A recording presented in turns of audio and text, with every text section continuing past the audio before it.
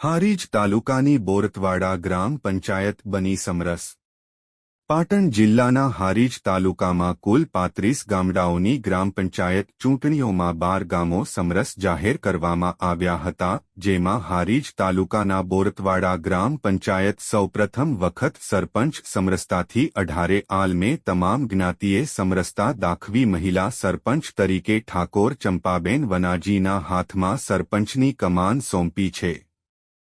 સમસ્ત ગ્રામજનો નવનિયુક્ત સરપંચને ગુલાલ ઉડાડી અભિનંદન પાઠવી વધાવી લીધા હતા, તેમજ મહાદેવ મંદિર ખાતે સમસ્ત ગ્રામજનો તમામ જ્ઞાતિના લોકો સાથે સભા યોજી ગામના તમામ લોકોનો આભાર વ્યક્ત કરી નવનિયુક્ત સરપંચ દ્વારા ગામના અધૂરા વિકાસના કામો પૂર્ણ કરવાની ખાતરી આપી સૌને સાથે લઈને ચાલવાની ખાતરી આપી સૌનો આભાર વ્યક્ત કર્યો હતો।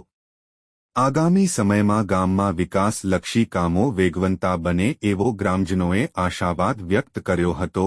સભામાં સમસ્ત ગ્રામજનો ગામ પંચાયત સભ્યો સહિત સમસ્ત ગામના અગ્રણીઓ હાજર રહ્યા હતા। રિપોર્ટ અનિલ રામાનુજ, રાધનપુર, પાટણ।